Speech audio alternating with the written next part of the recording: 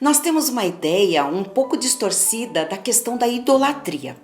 Nós que eu digo, nós cristãos, crentes em Jesus.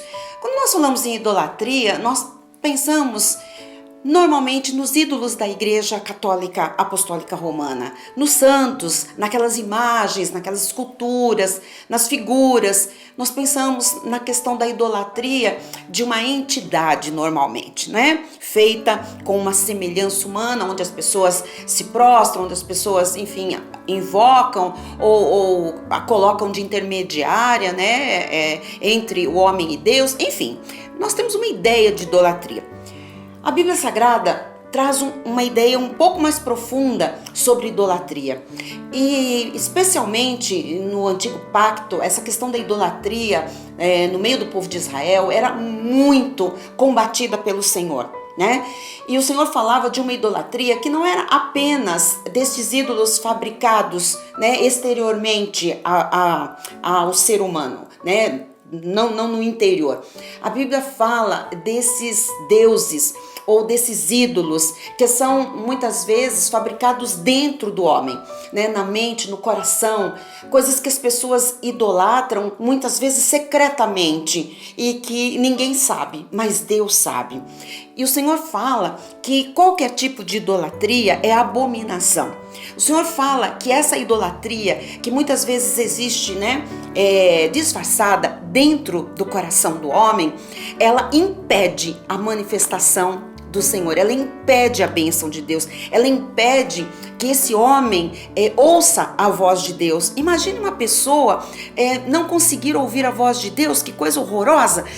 Imagine um de nós não ter direção do Senhor, ser do Senhor, mas não ter a direção do Senhor no seu dia a dia. Então, tem uma palavra bastante profunda no livro de Ezequiel, do profeta Ezequiel, para o povo de Israel, que a gente precisa resgatar, porque hoje existem outras formas de idolatria dentro do coração e da mente das pessoas.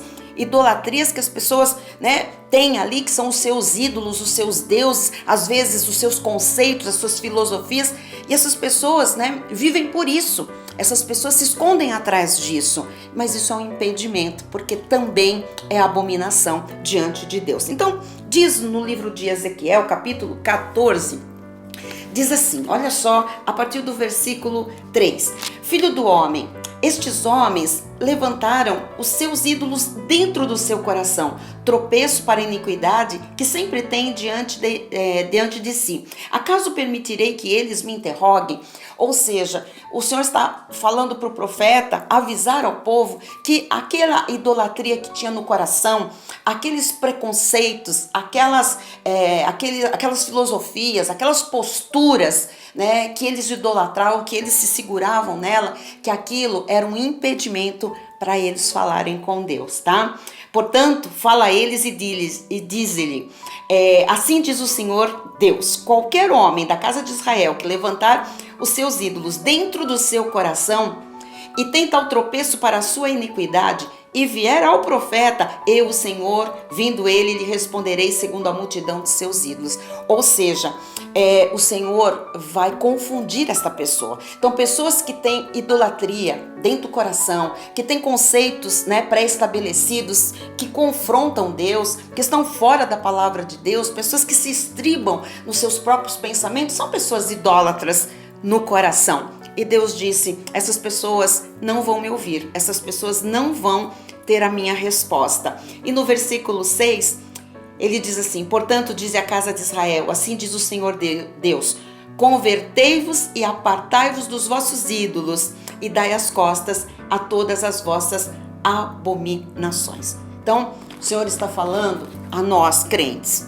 E para nós, logicamente, não é a respeito de ídolos de barro, de bronze que o Senhor está falando, né? De imagens. O Senhor está falando de coisas que nós guardamos no nosso coração e que são a nossa segurança, a nossa força, enfim, são os nossos conceitos, as nossas filosofias, a nossa forma de viver, de defender coisas. O Senhor diz, olha, tem que haver uma conversão. E essa conversão é a conversão desse caminho errado para o caminho certo. Vamos abrir mão de qualquer ídolo, de qualquer coisa que a gente tenha guardado no coração e que a gente venha se estribando nisso, para que o Senhor possa continuar a falar conosco, né? Se revelar a nós, nos dar direção e se agradar de nós. Vamos nestes dias nos livrar de todo tipo de idolatria.